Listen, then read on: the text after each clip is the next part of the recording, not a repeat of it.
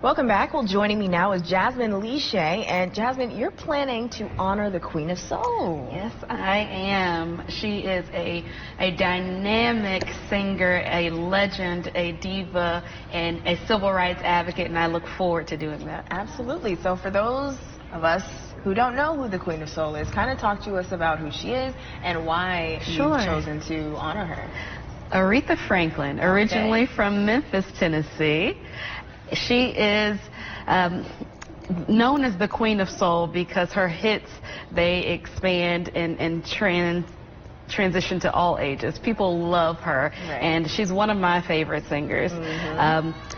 One thing that strikes me about her is that she was also a civil rights advocate, and I look forward to hearing a piece of that information through spoken word at the tribute, because that's a big part of her history, and it's a big part of what's happening now in our society.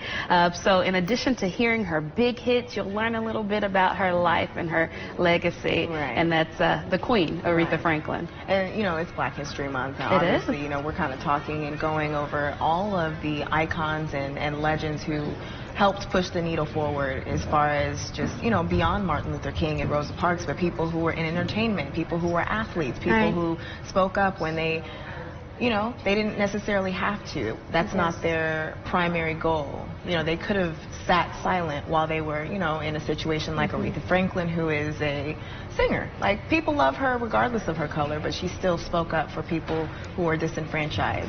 Very much so. And a Detroit newspaper interview, Jesse Jackson talked about how Aretha toured with them for 11 cities.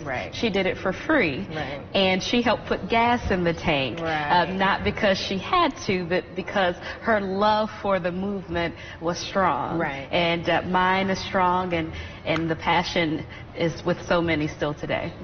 And so this event is hosted by the Legend of Soul, is that correct? Yeah, Legends of Soul Chattanooga. We are brand spanking new, and we aim to do something of this magnitude every year, bringing a Hollywood-style Soul Legends tribute to Chattanooga, Tennessee, so that we can enjoy their fun songs and the soul, but also learn a little bit about their lives and history.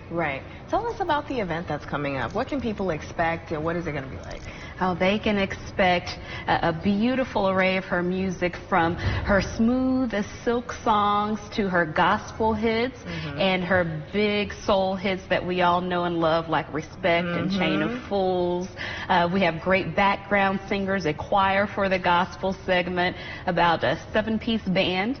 So it's going to be quite the event. So it's going to be like a performance, a huge performance. How many people are you guys, you know, hoping will come out? About 250 to 300. Wow. And then where is it taking place? The Chattanooga Theater Center on March 7th.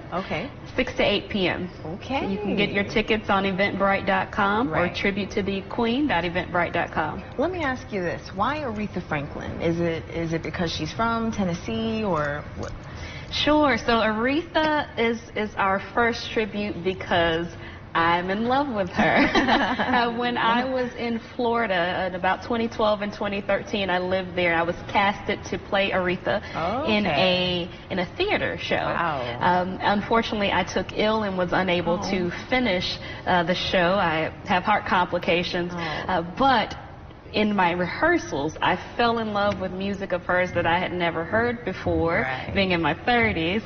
And from then on, when she passed in 2018, I have longed to do something in her honor, and now it's finally coming to fruition. Awesome. So, you know, what would you want people to take away, audiences to take away from the performance?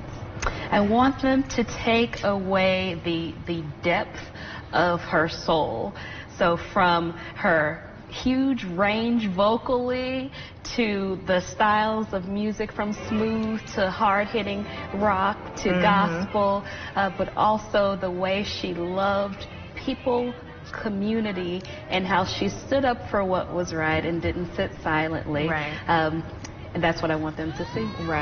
So you have artists today who are, you know, Beyonce, or, you know, people who are just like up there, and you know, you have Aretha Franklin who kind of laid that foundation for them. And we all know Beyonce is very vocal. She's very much an icon in her own right, and she wants to stand up for things. She makes stances about things, though she doesn't do interviews and things like that often. Do you feel like Aretha Franklin kind of was the pavement that kind of started that trend of icons and artists and, you know, people who don't traditionally do civil rights, or they're not labeled a civil rights activist? Do you kind of feel like Aretha Franklin was one of the people who laid the foundation for that?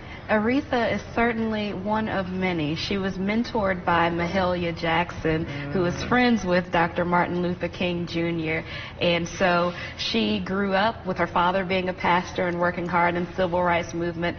So she learned from others who did not have to pursue the cause, and she continued that. And now people today see it and are hopefully doing the same. All right. Jasmine Lishay, thank you so much for joining us. My pleasure, Julie. And that event is coming up. You can see the poster, the flyer right there. It's Saturday, March the 7th, 6 to 8 p.m. General admission, $25.